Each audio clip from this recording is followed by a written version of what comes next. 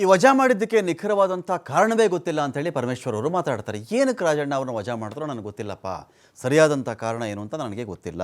ನಿನ್ನೆ ನನ್ನನ್ನು ಭೇಟಿ ಮಾಡಿ ಹೈಕಮಾಂಡ್ ಜೊತೆ ಮಾತಾಡಿ ಅಂತ ಹೇಳಿದರು. ನನ್ನನ್ನು ಭೇಟಿ ಮಾಡಿದ್ರು ಅವರು, ಹೈಕಮಾಂಡ್ನೊಂದಿಗೆ ಚರ್ಚೆ ಮಾಡಿ ಇದ್ರ ಬಗ್ಗೆ ಮಾತಾಡಿ ಅಂತ ಹೇಳಿದರು.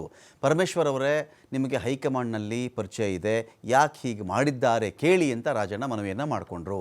ಅದಾಗಲೇ ಸಚಿವ ಸ್ಥಾನದಿಂದ ಅವ್ರನ್ನ ವಜಾ ಮಾಡಿ ಆಗಿತ್ತು. ಈಗ ಕೇಳಿ ಪ್ರಯೋಜನ ಇಲ್ಲ ಅಂಥೇಳಿ ನಾನು ಕೂಡ ಸುಮ್ಮನಾಗಿದ್ದೀನಿ. ಹೈಕಮಾಂಡ್ ತೆಗೆದುಹಾಕಿ ಅವ್ರನ್ನಂಥ ಪತ್ರವನ್ನು ಬರೆದಿದ್ದಾರೆ ಅಷ್ಟೇ. ರಾಜಣ್ಣ ಸಹಜವಾಗಿ ಅಸಮಾಧಾನಗೊಂಡಿದ್ದಾರೆ. ರಾಜಣ್ಣ ಅವರಿಗೂ ಕಾರಣ ಸರಿಯಾಗಿ ಗೊತ್ತಿಲ್ಲ ಅಂಥೇಳಿ ಪರಮೇಶ್ವರ್ ಅವರು ಹೇಳಿದ್ದಾರೆ.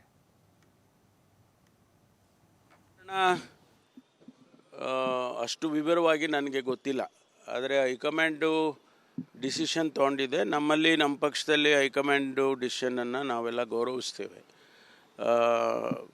ಆದರೆ ಏನಕ್ಕೆ ಅಂಥೇಳಿ ಇನ್ನೂ ಕೂಡ ಸ್ಪಷ್ಟವಾಗಿ ನಮ್ಮವರೆಗೆ ಗೊತ್ತಿಲ್ಲ. ಅದು ಅಧ್ಯಕ್ಷರಿಗೆ ಗೊತ್ತಿರ್ಬೋದು, ಮುಖ್ಯಮಂತ್ರಿಗಳಿಗೆ ಗೊತ್ತಿರ್ಬೋದು. ಆದರೆ ನಮ್ಮವರೆಗೂ ಕೂಡ ಏನು ಕಾರಣಕ್ಕೋಸ್ಕರ ಅವ್ರನ್ನ ಈ ರೀತಿ ಡ್ರಾಪ್ ಮಾಡಿದ್ದಾರೆ ಅನ್ನೋದು ಗೊತ್ತಿಲ್ಲ.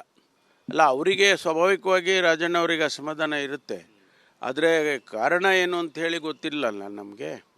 ಹೈಕಮಾಂಡ್ನವರು ಯಾವ ಉದ್ದೇಶಕ್ಕೋಸ್ಕರ ಅವ್ರನ್ನ ಡ್ರಾಪ್ ಮಾಡಿದ್ದಾರೆ ಅಂತೇಳಿ ನಮಗಿನ್ನೂ ಸ್ಪಷ್ಟವಾಗಿ ಗೊತ್ತಿಲ್ಲ. ಇಲ್ಲ, ನನ್ನ ಹತ್ರ